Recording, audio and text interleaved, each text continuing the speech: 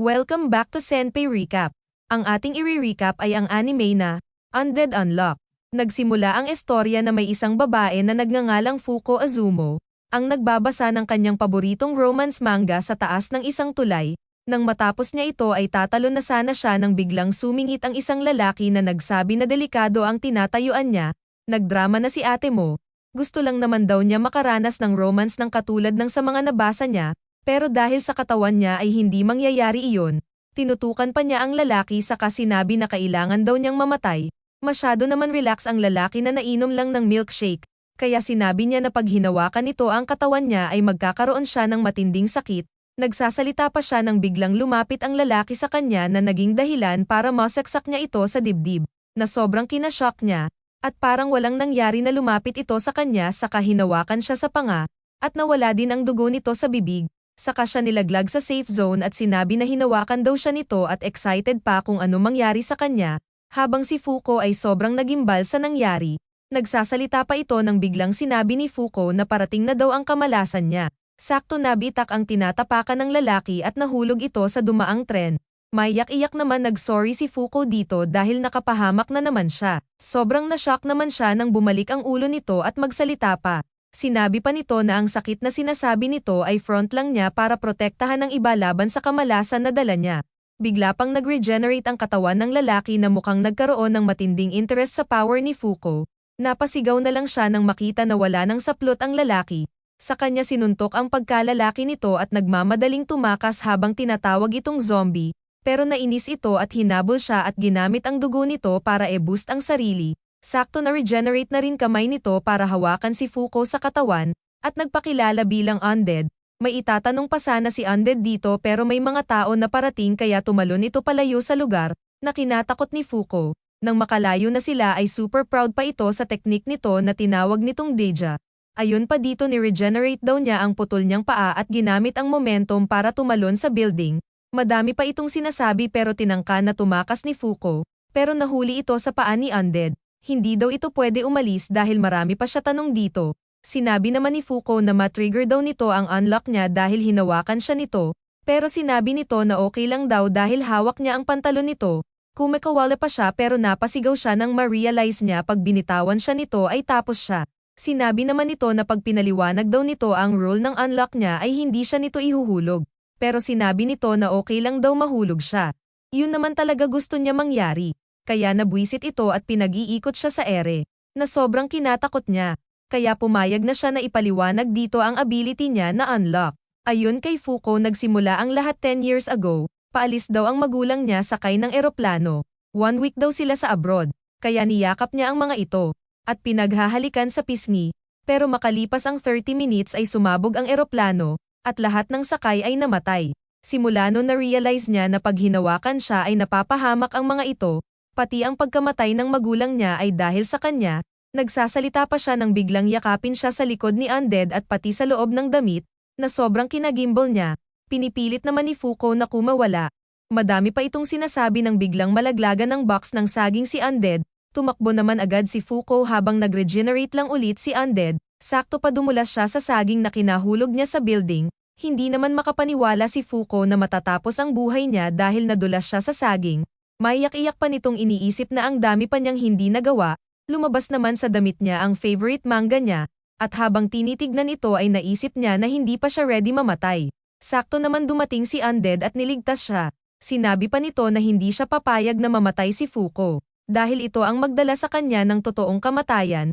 Meron pa daw itong hindi sinasabi sa rules para magkaroon ng mas malaking kamalasan na mangyari. Naghanap naman sila ng hideout para mapag-usapan ang tungkol sa unlock ability ni Fuko. May nakamasid naman sa kanilang grupo at sinabi pa nito na huhulihin daw nila si Fuko kasama si undead para mapag-aralan ang ability nito. Nang nasa hideout na sila ay tinangka na naman tumakas ni Fuko. Napangisi na lang si undead at hinabol ito. Gusto pa ni undead maghubad ito para daw malaman niya kung saan ang hawakan niya na mas matindi ang unlock na darating sa kanya, pero todo iwas si Fuko dito. Sumabit pa ang jacket niya at natanggal at sumambolat ang buhok niyang napakahaba na. Naiyak pa ito dahil nakita ni undead ang buhok niya na pagkahaba-haba na. Ayon kay Fuko lahat daw kasi ng humahawak sa buhok niya ay minamalas, kaya naglabas ng paggupit si undead at ginupitan siya. Hinawakan siya nito sa mukha. Dahil ayun dito basta hawak niya ito ay hindi matrigger ang unlock ni Fuko, pero nag-alangan siya dahil pag bumitaw ito ay doon matrigger ang unlock niya, pero tuloy pa rin sa paggupit si Undead, natuwa naman siya nang makita na sa wakas ay nagupitan na siya. Nagpasalamat naman si Fuko dito.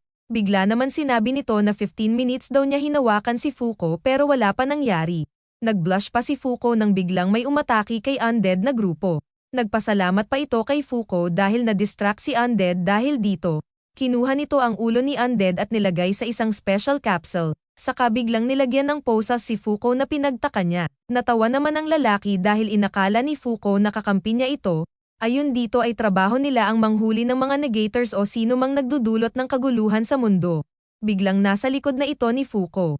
Ayun dito ang ability daw niya ay kaya niya na mag-negate ang lock ng kahit sino mang humawak sa kanya at patayin ang mga ito, pero hindi ito effective pag hinawakan siya sa pamamagitan ng gloves o sa damit niya. Na-realize naman ni Fuko na balak ng mga ito gamitin ang power niya para pumatay. Sinabi pa nito na kaya daw siya hinuli ni Undead ay para pasunurin siya. Pero pinagtanggol niya si Undead dahil bago pa lang sila magkakilala pero ang gusto lang daw ni Undead ay gamitin ang power niya para tuluyang mamatay. Madami pa siyang sinasabi kaya sinungalngal na siya ng lalaki. Pinapatahimik pa siya nito dahil pag nainis ito ay imbes na hulihin siya ay patayin pa siya nito. Pero go pa rin ito sa pagdrama at nag-sorry pa dahil sa kanya kaya nahuli si Undead. Nagdrama pa ito nang biglang natama ng kidlat ang may hawak sa special capsule ni Undead. Natuwa naman si Fuko nang nakawala ito. Minaliit pa ito ng mga kalaban dahil wala daw sapat na kaalaman si Undead sa laban. Kaya napangisi ito at tinanggal ang cork sa ulo niya. Ito ay para esil ang 100 worth na memories niya. Saka madaling pinag-aatake ang mga kalaban. Nang matalo na niya ang mga ito ay binalik na niya ang cork sa ulo niya. Saka sinabi na ang kidlat ang epekto ng paggupit ng buhok niya, kaya dapat daw pag-aralan nila ang time lag sa unlock ability ni Fuko. Lalapit pa sana ito kay Fuko pero tinutukan ito ng weapon ng lalaki, at sinabi na hindi nga daw namamatay si Undead pero si Fuko ay tao lang na may unlock ability, kaya para iligtas siya ay hiniwan ni Undead leeg niya na sobrang kinagulat ni Fuko. Tinangka niya ito pigilan dahil ayaw na niya may mapahamak dahil sa kanya, pero nainis lang siya dahil parang wala lang na pinutol nito ulo nito. Sinabi pa ni Undead na wala siyang paki sa opinion niya, kaya magkita daw sila ulit pag nabigyan pa ng pagkakataon, sabay hinagis ang ulo niya sa lalaki. Pero sa isip ni Fuko ay alam niya ang pinaka mag-trigger sa matinding kamalasan sa paligid niya, kaya kumawala siya sa kalaban at hinalikan sa pisngi si Undead. Masaya pa si Fuko na sinabi na parating na daw ang unlock niya. Na kinatuwa ni Undead, sa kanya ni-regenerate ang katawan niya at pinatakas na si Fuko. Inatake pa siya ng lalaki pero sinungalngal niya ito. Sakto may bumagsak na bulalakaw sa building na sobrang kina-excite ni Undead, nagdulot pa ito ng matinding pagsabog sa buong paligid. Sobrang saya naman ni Fuko nang makita na buhay si Undead, pinuri siya nito dahil great assist daw, nagpakilala naman si Fuko dito. Sinabi naman nito na Undead na lang daw itawag nito sa kanya. Pero hindi ito bet ni Fuko kaya tinawag niya itong Andy. Sinabi naman nito na bahala na daw siya. Na kinatuwa niya. Sinabi naman ni Andy na kung kiss pa lang ay ganun na kat-indi ang effect paano pa kaya pag naging intimate pa sila, na agad kinatakbo ni Fuko. Nainis pa si Fuko dahil ayaw talaga siya nito tigilan. Gusto nito malaman ang mangyayari kapag nag-intimate sila.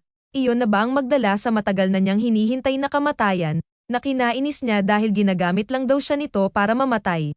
Nagplano pa siya makatakas dahil baka daw makuha nito ang first time niya. Bigla naman siya nagka-idea at sinabi dito na pag mas gusto niya ang isang tao ay mas matindi ang kamalasan na dala niya dito. Halimbawa nung hinalikan niya sa pisngi lolo niya, ay na-sprained lang ito, kaya kapag pinwersa siya nito ay magagalit lang siya dito habang buhay. Kaya nagbago ang isip ni Undead at sinabi na lang na hindi niya ito pwede hayaang mamatay. Na pinagtaka ni Fuko. Sobrang na-shock naman siya nang dalhin siya ni Andy sa isa sa hideout nito na puno ng mga weapon. Ayon kay Andy ay gumawa siya ng mga hideout niya para pag hinabol siya ng mga kalaban ay may weapon siya. Sa kanya sinuutan ng kung ano-anong proteksyon si Fuko laban sa kahit anong atake. Sinabi pa ni Andy na sigurado daw may ipapadala pang grupo ang organisasyon na humahanteng sa kanila, at lalo pa daw sila mapersige hulihin sila. At ipadala ang mga member nila na may ability at power. At ang tawag sa mga katulad nila na may ability ay negators dahil hindi tumitalab ang rules ng mundo sa kanila. Dagdag pa nito nakita na ng mga ito ang ability nila pero sila wala silang idea sa mga abilities na ipapadala para hulihin sila, kaya nasa disadvantage sila. Kaya ang pwede lang nilang gawin ay tumakas. Ayon pa dito 50 years ago ay nahuli siya ng mga ito at pinag-eksperimentuhan. Sobrang natakot pa si Fuko nang sinabi nito na sigurado matindi gagawin sa kanya malaman lang ng mga ito ang lahat ng tungkol sa ability niya pati rules ng unlock niya. Kaya sinuot niya lahat ng proteksyon at sinabi kay Andy na kailangan na nila tumakas agad. Kaya nagsimula na silang maglakbay. Tinanong naman ni Fuko kung saan sila pupunta. Ayon naman kay Andy ay wala siyang idea basta tumakas na lang sila palayo. Natakot naman si Fuko na baka mahuli sila ulit. Kinalma naman ito ni Andy at sinabi na hanggat hindi ito na in love sa kanya ay hindi niya hayaan na mapahamak ito. Na kinablush niya. Patuloy pa sa pang-aasar si Andy nang may naramdaman ito parating. Doon nila nakita na mayroong crack sa langit. Ayon kay Andy isa itong warp. At ito rin ang ginamit ng mga ham uli sa kanya 50 years ago. Lumabas mula dito ang isang cyborg. Inatake sila nito na kinatalsik ni Fuko. Tumakbo siya papunta kay Andy dahil mukhang napuruhan ito, pero napansin niya na paurong siya, hanggang bumangga siya sa isang lalaki. Hindi pa siya makalayo dito. Ayon sa cyborg ang mission nila ay i-retrieve si Andy at patayin si Fuko. Bigla naman umatake si Andy pero bigla itong nanigas at nahulog. Nainis pa si Fuko dahil akala niya ang lalaki ang may kagagawan. Na agad nitong tinanggi. Dahil hindi makagalaw si Andy ay sinuntok siya ng cyborg na kinatalsik niya. Na-realize naman ni Andy nang lumayo siya sa cyborg na nakakagalaw na siya. Ibig sabihin ito may kagagawan ng pagka-paralisa ng katawan niya. Bigla naman sumigaw si Fuko at sinabi na ang lalaki sa tabi niya ang may gawa kaya hindi siya makagalaw. Pero sinabi ni Andy na nagagalaw daw niya katawan niya. Saka sinabi nito na hindi ang lalaki ang dahilan ng pagkaparalisa niya. Dahil ang ability naman ng lalaki ay gawin kabaliktaran ang gustong gawin ng isang tao. Nagka-idea naman si Andy at nakipagsapakan sa cyborg. Dito nakonpirma ni Andy na pag inatake niya ang cyborg ay nawawala ang bisa ng ability nito. Patuloy na nagbanatan ang dalawa habang nag-usap naman ang lalaki at si Fuko. Ayun dito ang bulalakaw na bumagsak dahil sa effect ng unlock ni Fuko, ay mas nag-trigger sa organization para huntingin sila. Kaya kahit ilan talunin nila ay may haanteng pa rin sa kanila na negator. Nagtaka naman si Fuko bakit hindi hinahunting ang mga ito. Ayon sa lalaki na tinatawag na Shen, ang organization nila ay tinatawag na Union o the Anti-Unidentified Phenomena Control Organization, at sa mga rank doon ay may 10th member na negators. Kapalit daw ng hindi paghunting sa'yo ay kailangan tumanggap ka ng mission mula sa organization, pero para makapasa ay maraming test na pagdadaanan. Natuwa pa si Fuko pero sinabi ng cyborg na tinawag na Void na wala na daw available na pwesto. Dagdag pa nito ang sinumang negator na hindi member ay isang monster. Tatapusin na sana nito si Fuko pero biglang itong niligtas ni Andy. Excited pa sinabi ni Andy na kesa huntingin sila ay sumali na lang sila. Basta tapusin nila ang dalawa ay makasali na sila. Nag-blush pa si Fuko nang sinabi nito na hindi niya ito hayaang mamatay. Kaya tinanggal ni Fuko gloves niya at hinawakan sa dibdib si Andy sabay takbo palayo. Sabay sinabi pa nito na trigger daw ang unlock ability niya pero hindi ibig sabihin mahal niya si Andy. Sakto may nalaglag na truck sa kanila at sumabog. Nainis naman si Andy dahil nakasurvive ang dalawa. Nag-isip naman ng idea si Andy paano matalo ang dalawa at pinag-aralan ang mga ability ng mga ito, at na-realize niya na ang power ng cyborg ay unavoidable, pero wala siyang idea pa sa rules ng ability ni Shen. Nagtago pa siya pero nagtaka siya nang makita na may mga dynamite sa tinaguan niya na agad sumabog. Nakasurvive naman ang cyborg at nang tinangka niya kunin ang kamay ni Andy ay nagulat siya nang nasa likod na niya ito at madali siyang tinapos gamit ang ability niya na tinawag na parts bullets, kung saan ginamit niya ang regenerative ability niya bilang bullet. Nagulat naman si Shen nang makita na patay na si Void. Tinangka naman umatake ni Andy pero nagamitan na siya ng ability ni Shen. Nang dumating si Fuko ay nakita niya na lahat ng atake ni Andy ay na-counter ni Shen. Nainis pa si Andy dahil akala ni Fuko naging magkaibigan na sila ni Shen. Sinabihan niya ito na ibato ang espada sa kanya, at nagkaroon na rin siya ng idea sa ability ni Shen. Tumama ang espada kay Andy at nang atake na siya ay nagamitan siya ni Shen ng ability niya. Ayon kay Shen nag-hesitate si Andy na tapusin siya dahil ayaw niya makita ni Fuko na pumatay siya. Tinangka naman ni Fuko umatake pero naiwasan lang ito ni Shen, kaya sumubsab ito. Nainis pa si Andy dahil bakit daw siya pumunta. Maiyak-iyak naman sinabi nito na gusto lang daw niya tumulong, at dahil natalo na sila ay tinanong sila ni Shen kung sino ang papalit sa dating posisyon ni Void. Nagturuan pa ang dalawa. Sinabi naman ni Andy na si Fuko ang sasali dahil okay lang na siya ang mapag-eksperimentuhan kesa si Fuko dahil sigurado hindi nito kakayanin. Dagdag pa nito na pipilitin niya tumakas at kahit matanda na ito ay gagawa siya ng paraan para main love ito sa kanya. Bigla naman nag-decide si Fuko na gawin na nila ang gusto ni Andy, kaya sinabihan niya na tumalikod saglit si Shen dahil may gagawin daw silang kababalaghan. Nagsimula ito maghubad ng damit, at sinabi na hindi siya sigurado na kung may mangyari sa kanila ay mag-trigger ang unlock niya na maging dahilan ng kamatayan nito, pero ito lang daw magagawa niya kapalit ng mga tulong nito sa kanya. Natawa naman si Shen dahil kung makareact ito ay parang tagal na nila magkakilala, kaya nagbigay ito ng idea sa kanila na pumatay pa ng isang member para dalawa silang makapasok. Binigay pa nito ang location ng isa sa member, pero habang papunta sila doon ay may maghunting pa rin sa kanila. Saka na ito umalis gamit ang warp. Sinuot naman ni Andy ang damit ni Fuko, saka sinabi na hindi daw siya ganun kasama para galawin ng isang babae na nasa desperate na situation, kaya huwag na daw niya ulitin ang ginawa niya, na agad sinang-ayunan ni Fuko, at agad nagyaya si Andy na umalis papunta sa Russia, na kinabigla ni Fuko dahil wala daw siyang passport. Sinabi naman ni Andy na pupunta sila doon sa paraan niya. Ang una sasakay sila papunta sa Niigata, sunod ay sasakay sila ng yate at ang huli ay sasakay sila sa jet plane. At doon ay i-hire niya ang mga dati niyang tropa para tulungan sila sa laban. At ang huli ay tatapusin nila ang target nila. Kaya sumunod na si Fuko dito. Habang pakul na na-drive ng yate si Andy, nakatago naman sa isang sulok si Fuko dahil sa takot dahil hahantingin daw sila ng iba pang negators habang papunta sila sa location na sinabi ni Shen.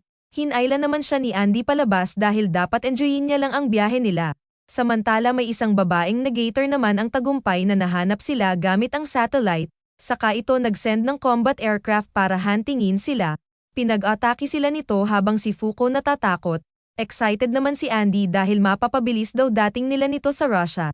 Ginamit naman ni Andy ang ability niya para umatake at ginawang malakanon ang kamay niya na may hawak na granada at pinasabog ang isa sa combat aircraft. Natuwa naman si Fuko dahil akala niya pwede na silang maging member. Pero ayon kay Andy kailangan nilang patayin ang may emblem para maging member sila. Doon niya naalala na may emblem sina Void at Shen, at iyon ang emblem ng 10 member na negators. Sinabi pa ni Andy na 3 sa mga ito ang na-meet niya. Ito ay ang may-ari ng espada na kinuha niya na tinatawag na Unbreakable. Ang isa ay ang engineer na nag-experiment sa kanya 50 years ago, at ang huli ay ang hamuli sa kanya 50 years ago na ang ability ay mag-create ng invisible na barrier. Nilagay daw nito ang ulo niya sa isang invisible na barrier na sobrang tibay. Dagdag pa ni Andy isa nga daw siyang undead, pero hindi siya unbeatable kaya hindi daw maganda na makalaban nila ang hamuli sa kanya. Tuwang-tuwa naman ang babaeng negator sa paghanteng sa kanya. Sinabi pa nito na si Andy lang daw ang lalaki na gustuhan niya. Saka ito nag-send ng malakas na pasabog malapit sa yate nila. Dahil maging okay lang naman daw ito. Nawasak at lumubog ang kalahati sinasakyan nila Andy at naipit pa si Fuko sa isang bato. Kaya niligtas ito ni Andy. Nang magkamalay si Fuko ay sakto may dumating na kalaban, kaya nagtaas agad sila ng kamay. Nang tinanong ni Fuko kung sasuko na sila, sinabi ni Andy na sinasamantala lang nila ang oras hanggang mag-effect ang unlock ni Fuko at gusto rin niya malaman kung pwede kontrolin ang ability niya.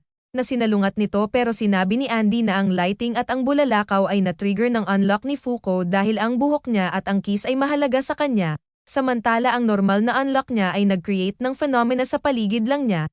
Nagtaka naman si Fuko kung ano hinihintay nitong unlock na mangyari wala pa naman ito ginagawa, hanggang napansin niya na hindi nakaayos ang damit niya. Sinabi naman ni Andy na CPR daw niya ito, at dahil nakaharang damit niya ay inangat niya ito at nang sinabi nito na ginamit nito ang mouth-to-mouth, ay sobrang nagimbal si Fuko at nag-blush, kasabay nun ang pagsabog na nagmula sa ilalim. Sinabayan naman ito ni Andy at tumalon sila sa sasakyan ng kalaban. Saka ginamit ang teknik niya na repair boost, kung saan pinatay niya ang pilot nang hindi na damage ang sasakyan. At dahil nawala na ang pilot ay bumagsak ito kaya kinontrol na ito ni Andy. Sinabi pa ni Andy na kung maunawaan nila ang contact level para ma-trigger ang unlock ability ni Fuko ay hindi na maging aksidente ang unlock niya kundi maging pinakamatinding trump card. At dahil may bago na silang sasakyan ay mas napabilis ang pagpunta sa pupuntahan nila. Pero nagulat sila nang biglang mag-countdown ang self-destruct ng sasakyan. Nakatakas naman sila bago ito sumabog. Ayon kay Andy mukhang nalaman ng kalaban na kinuha nila ang aircraft kaya pinasabog ito. At para mabawasan ang impact ng bagsak ay sinacrifice ni Andy mga buto niya, sabay takbo at tago sa damuhan. Tuwang-tuwa naman si Fuko nang makita ang location ng binagsakan nila dahil may beach doon. Dahil nakita ni Andy na excited si Fuko ay sinabihan ito na mag-ikot muna. Hindi naman daw siguro aaksyon ang union dahil may mga turista sa paligid. Kaya naiwan ito at umalis naman si Andy para hanapin ang mga dati niyang tropa nung mercenary pa siya. Pero bago pa makalayo si Andy ay tinanong na ito ni Fuko na kung paano kung pwede naman nila madaan sa pag-uusap ang target na member nila. Pero sinabi ni Andy na tatapusin pa rin niya ito. Sabay iba ng topic at proud na sinabi na may restaurant daw ang isa sa tropa niya na sigurado magustuhan ni Fuko ang pagkain. Saka ito tinulak at sinabi na kaya mag-enjoy muna ito hanggang hinahanap pa niya tropa niya. Hindi pa siya tumatagal sa beach ay nilapitan na siya ng mga foreigner. Kaya agad siya tumakbo palayo sa mga ito. May nakita naman siyang isang babae na nagpi-painting at nang lapitan niya ito ay nagulat ito. Pero nabilib din na ma-discover na Japanese siya. Pinakita pa nito ang damit nito na pang Japanese girl daw. Nasayangan pa ito nang malaman na hindi nakapag-aral si Fuko sa school. Saka na sila nag-usap tungkol sa ginawang painting ng babae. At dahil natuwa ito sa kanya ay nagka-idea ito at binigyan siya ng sarili niyang blank canvas para mag-painting din siya. Nagsimula na sila mag-painting. Tinawag pa nito si Fuko na good luck dahil yun yung nakasulat sa sombrero niya. Ayon pa dito gusto daw nito ang mga bagay na hindi nagbabago at hindi nagpapadala sa kahit sino man, kaya daw gusto niya mag-paint dahil kaya niya capture ang mga walang katapusang pagbabago sa mundo. Saka tinanong nito si Fuko kung gusto niya ng pagbabago, hindi naman nakasagot si Fuko. Inabot na sila ng gabi nang matapos si Fuko sa pag-drawing, alanganin pa na pinakita ito ni Fuko dito. Pero nagtaka ito dahil may mga pakislap sa paligid ng moon. Napangiti pa ito nang pinaliwanag ni Fuko na mukha daw malungkot ang buwan kaya nilagyan niya ito ng mga kaibigan. Dito na rin sinagot ni Fuko ang tanong niya at excited na kinuwento ang pag-meet nila ni Andy at kung paano siya nito tinulungan baguhin ang sarili niya.